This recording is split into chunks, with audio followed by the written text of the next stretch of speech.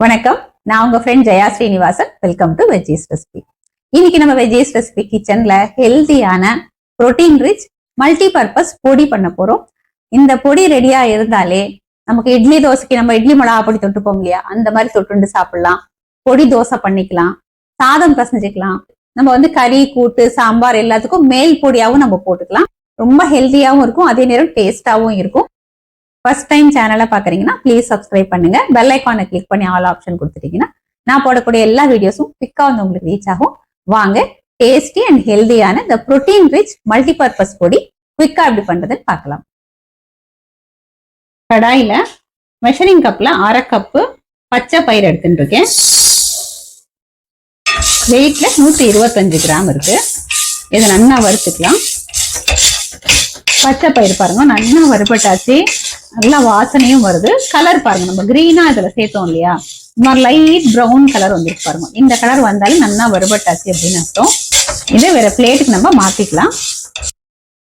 Measuring கப்ல 1/4 cup உளுத்தம் பருப்பு, வெயிட்ல 50 கிராம் இருக்கு. இதுவும் நல்லா நம்ம செவக்க வறுத்துக்கலாம். வறுக்கும் போது ஃப்ளேமை லோல வச்சுன்னு வறுத்தோம் அப்படின்னா எல்லா பருப்புமே உள் வரைக்கும் நல்லா வறுப்படும். இல்லைன்னா மேல ப்ரௌன் ஆயிடும், உள்ள பச்சையாவே இருந்துரும். சரியா வறுப்படலை அப்படின்னா அப்படியும் பச்சை வாசனை வரும். டேஸ்டும் அந்த அளவுக்கு நல்லா இருக்காது. உளுத்தம் பருப்பு பாருங்க, நல்லா கோல்டன் கலருக்கு செவந்து வந்தாச்சு. நல்லா வாசனையும் வருது. இப்ப இதை நம்ம பிளேட்டுக்கு மாத்திக்கலாம். மெஷரிங் கப்ல 1/4 கப்பு கடலைப்பருப்பு, வெயிட்ல 50 கிராம் இருக்கு. இந்த கடலை பருப்பு பச்சை வாசனை போக நல்லா செவந்து நல்லா மனம் வரும், அது வரைக்கும் வறுத்துக்கணும். கடலை பருப்பு நல்லா செவக்க வறுத்தாச்சு. இதையும் நம்ம வேற பிளேட்டுக்கு மாத்திப்போம். மெஷரிங் கப்ல 1/4 கப்பு எள்ளு. நான் வெள்ளை எள்ளு எடுத்துட்டு இருக்கேன், கருப்பு எள்ளும் நம்ம எடுத்துக்கலாம். இதுல கொஞ்சம் கருப்பு எள்ளும் வெள்ளை எள்ளும் கலந்து இருக்கு. எள்ளு பாருங்க நல்லா பொரிய ஆரம்பிச்சாச்சு. இந்த அளவுக்கு நம்ம வறுத்துக்கணும். இந்த வறுத்த எள்ளை நம்ம பருப்பு எல்லாம் எடுத்துட்டு இருக்கோம் இல்லையா, அந்த பிளேட்ல சேர்க்காம தனியா நம்ம எடுத்துக்கலாம். கைப்பிடி அளவுக்கு கருவேப்பிலை, இதை ஈரம் போக நல்லா வறுத்துக்கலாம். கருவேப்பிலை பாருங்க நல்லா வறுபட்டாச்சு, சுருண்டு வந்துட்டு. இதை நம்ம வேற பிளேட்டுக்கு மாத்திக்கலாம். அதே கடாயில 1 டீஸ்பூன் எண்ணெய் சேர்த்துக்கலாம். 2 கட்டி பெருங்காயம் எடுத்துட்டு இருக்கேன். வெயிட்ல 10 கிராம் இருக்கு. நீங்க பவுடர் பெருங்காயம் சேர்த்துக்கிறேன் அப்படின்னா 1 டீஸ்பூன் அளவு சேர்த்துக்கலாம். நம்ம பருப்பு எல்லாம் வறுக்கிறோம் இல்லையா, கடைசியா இறக்கும் போது அந்த 1 டீஸ்பூன் பெருங்காயத்தை இந்த பருப்போடையே சேர்த்து வறுத்துட்டேன்னா கடாயோட சூடு, இந்த பருப்போட சூட்ல பெருங்காயம் நல்லா வறுபட்டுடும்.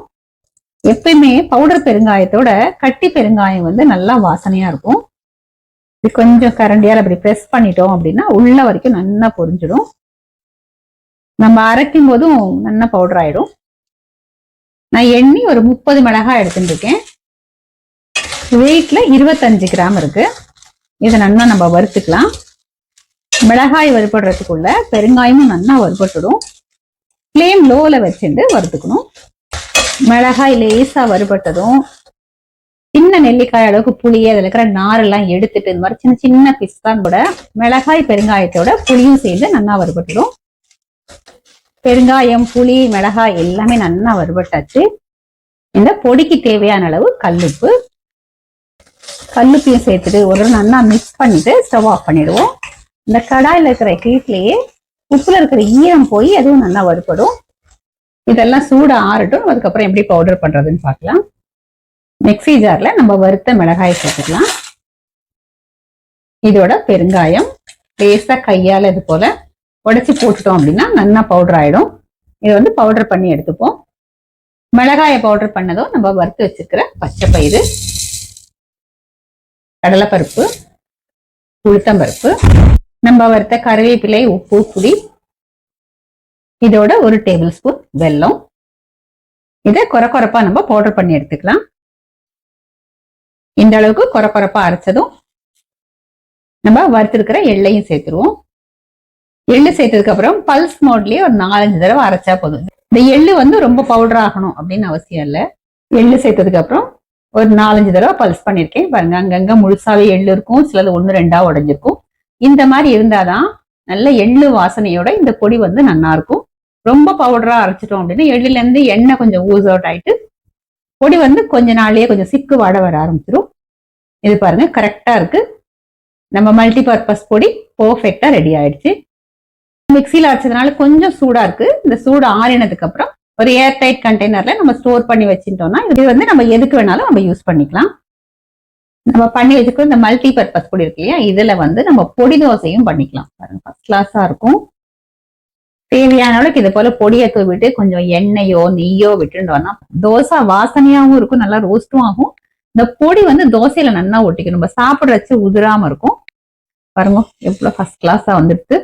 இந்த மல்டி பர்பஸ் பொடி நமக்கு இந்த மாதிரி பொடி தோசை பண்றதுக்கு கூட யூஸ் ஆகும். குடமிளகாய் கறி பாருங்க ரெடி ஆயிடுது. இதுல நம்ம பண்ணி வச்சுக்கிற இந்த மல்டி பர்பஸ் பொடியை 1 டீஸ்பூன் அளவுக்கு தூவிக்கலாம். கொஞ்சம் தேங்காய் துருவல், இது வேணும்னா போட்டுக்கலாம், தேங்காய் போடலன்னா கூட நல்லாதான் இருக்கும். நான் வதக்கி விட்டுருவோம். பொடி போடுறதுக்கு ரொம்ப வதக்கணும்னு கூட அவசியம் இல்லை, அந்த சூட்லயே நல்லா மிக்ஸ் பண்ணாலே போதும். வாசனை சூப்பரா இருக்கும், டேஸ்டும் வந்து ரொம்ப நல்லா இருக்கும். இந்த பொடியை வந்து நம்ம எந்த கறியில வேணாலும் இந்த மாதிரி நம்ம போட்டுக்கலாம். நல்ல ஹெல்தியான புரோட்டீன் ரிச் மல்டி பர்பஸ் பொடி ரெடி ஆயாச்சு. இது நல்லா சூடு ஆறினதுக்கு அப்புறம் பாட்டில்ல வந்து இது போல நம்ம ஸ்டோர் பண்ணி வச்சுக்கலாம். இது வந்து எந்த அளவுக்கு நமக்கு மல்டி பர்பஸா யூஸ் ஆகுது அப்படின்னு நம்ம பார்த்துட்டோம். பொடி தோசை நம்ம கறியில தூவிக்கலாம். இது வந்து நம்ம இட்லி மிளகா பொடியா கூட நம்ம யூஸ் பண்ணிக்கலாம். பச்சை பயிரெல்லாம் சேர்த்ததுனால ரொம்ப ஹெல்த்தியா இருக்கும், நல்லா வாசனையாவும் டேஸ்டாவும் இருக்கும். பொடிக்கு வந்து கொஞ்சமா நல்லெண்ணெய் விட்டுக்கலாம், நெய் விட்டுட்டு சாப்பிட்டாலுமே நல்லா இருக்கும். நம்ம நல்ல இந்த சாஃப்டான இட்லியோட இந்த மல்டி பர்பஸ் பொடியை நம்ம டேஸ்ட் பண்ணி பார்க்கலாம். பிரமாதமா இருக்கு. தோலோட சேர்த்த அந்த பைத்தம்பருப்பு அதோட வாசனை, கடைசியா எள்ளு சேர்த்திருக்கோம், அந்த எள்ளு வாசனையோட அட்டகாசமா இருக்கு. நம்ம எப்பயும் நார்மலா பண்ற இட்லி மிளகா பொடியோட கூட இந்த மல்டி பர்பஸ் பொடி நமக்கு ரொம்ப யூஸ்ஃபுல்லா இருக்கும். நம்ம எப்பயும் பண்ற இட்லி மிளகா பொடியோட இந்த பச்சை பயிர் சேர்த்து பண்ணக்கூடிய இந்த பொடி வந்து ரொம்ப டேஸ்டா இருக்கு. இந்த மல்டி பர்பஸ் பொடி பண்றச்ச நம்ம இந்த பச்சை பயிர் வறுத்துக்கிறோம் இல்லையா, அது நல்லா கலர் மாறி நல்லா வாசனை வர வரைக்கும் நம்ம வறுத்துக்கணும். ஏன்னா தோலோட இருக்கிறதுனால அது செவந்து வந்திருக்கா அப்படிங்கிறது நமக்கு தெரியாது. நல்லா சூடு ஆறினதுக்கு அப்புறம் நம்ம மிக்சியில அரைச்சி எடுத்துக்கணும். மிக்சியில அரைக்கும் போது கொஞ்சம் சூடாகும் இல்லையா அந்த மிக்சினால, அதனால அது நல்லா ஆற விட்டு இதை போல ஒரு ஏர் டைட் பாட்டில ஸ்டோர் பண்ணி வச்சுட்டோம்னா 2-3 மாசம் வரைக்குமே நல்லா இருக்கும்.